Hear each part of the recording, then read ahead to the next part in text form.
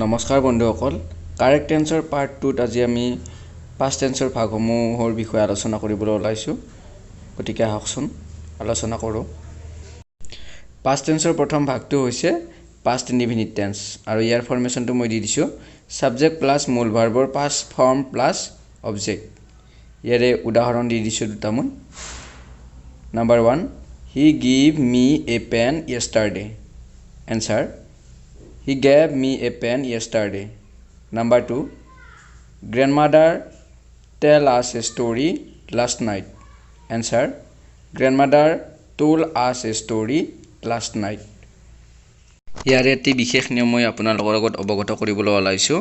যদি বাক্যটোত last day, last night, yesterday এই শব্দবোৰ থাকে তেতিয়াহ'লে বাক্যটো আমি সদায় পাষ্ট ইনডিফিনিট টেন্সত লিখিব লাগিব। কথাটো মনত ৰাখিব। এইবাৰ পাষ্ট টেন্সৰ দ্বিতীয় ভাগটিলৈ আহিছোঁ, পাষ্ট কণ্টিনিউৱাছ টেন্স। ইয়াতে ফৰ্মেশ্যনটো মই দি দিছোঁ সাবজেক্ট প্লাছ ৱাজ ৱেৰ প্লাছ মূল ভাৰ্বৰ লগত ING যোগ প্লাছ অবজেক্ট। ইয়াৰ দুটা উদাহৰণ মই দি দিছোঁ। Number 1, I saw him when he come. ইয়াৰ এনচাৰটো হৈছে I saw him when he was coming. Number 2, he met me when I go to school. এনচাৰটো হৈছে He met me when I was going to school. Past continuous টেন্সৰ ক্ষেত্ৰত ইয়াত দুটা বাক্য সোমাই থাকে, দুটা টেন্সৰ।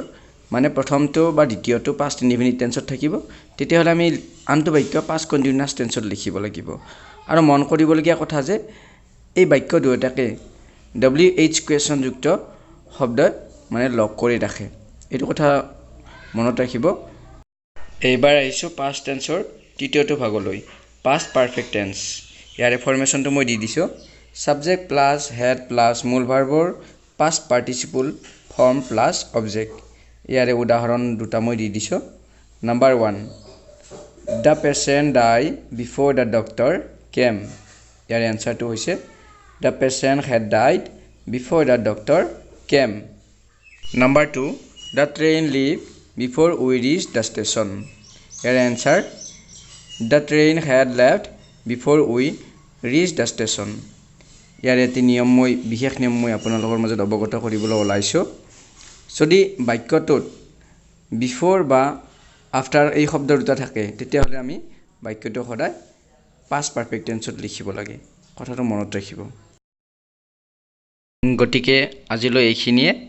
আশা কৰোঁ আপোনালোকে ভিডিঅ'টো নিশ্চয় ভাল পাইছে। যদি কিবা আপোনালোকৰ অসুবিধা আছে তেতিয়াহ'লে মোক কমেণ্ট বক্সত নিশ্চয় কমেণ্ট কৰিব। মই পাৰাখিনি চেষ্টা কৰিম আপোনালোকৰ প্ৰশ্নবোৰৰ উত্তৰ দিবলৈ।